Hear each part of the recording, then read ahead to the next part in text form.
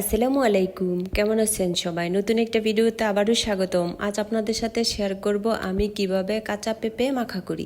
তো আমি কিভাবে কাঁচা পেঁপে মাখা করি জানতে হলে পুরো ভিডিওটা দেখবেন। আর কাঁচা পেঁপে মাখা করার জন্য আমি গাছ থেকে একটা পেঁপে পেড়ে নিয়েছিলাম, আর সেই পেঁপেটা আগে থেকে আমি সিলে কেটে ধুয়ে পরিষ্কার করে একটা বাটিতে নিয়েছি। আর এই পেঁপেটা আমি এভাবে লম্বা লম্বা পিস করে প্রথমে কেটে নিয়েছি।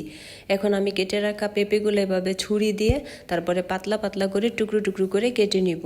তো আপনারা চাইলে এই কাজটা বটি দিয়েও করতে পারেন, আমার কাছে ছুরি দিয়ে করলেই সবচেয়ে বেশি ভালো হয়।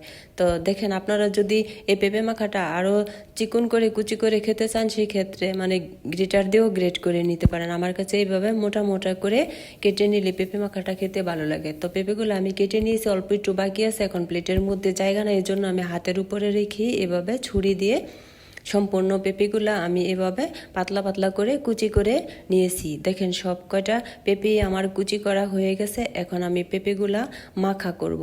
এজন্য আমি পেঁপেগুলা প্লেটের একটা সাইডে নিয়েছি, আর একটু খালি জায়গায় একটা পোড়ামরিচ দিয়েছি। এখন দিয়ে দিব পরিমাণ মতো লবণ। তো লবণটাও দিয়ে দিয়েছি। এখন আমি হাত দিয়ে ডলে মরিচটা আধ ভাঙা করে নিব। তো দেখেন, মরিচটা আমি ভেঙে নিয়েছি। এখন কুচি করা পেঁপের উপরে এইভাবে ছড়িয়ে দিয়ে দিয়েছি।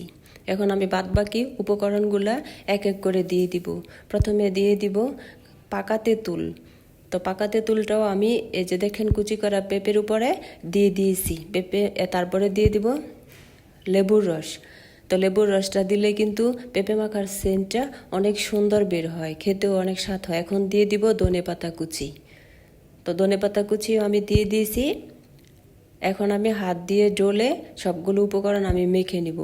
তার আগে আমি দিয়ে দিব অল্প একটু চিনি, পরিমাণ মতো। আপনারা যেরকম মিষ্টি খাবেন ঠিক সেরকম। পেঁপে মাখাটা কিন্তু একটু টক জাল মিষ্টি খেতেই সবচেয়ে বেশি ভালো লাগে। এখন আমি সবগুলো পেঁপে হাত দিয়ে ভালো করে মেখে নিয়েছি।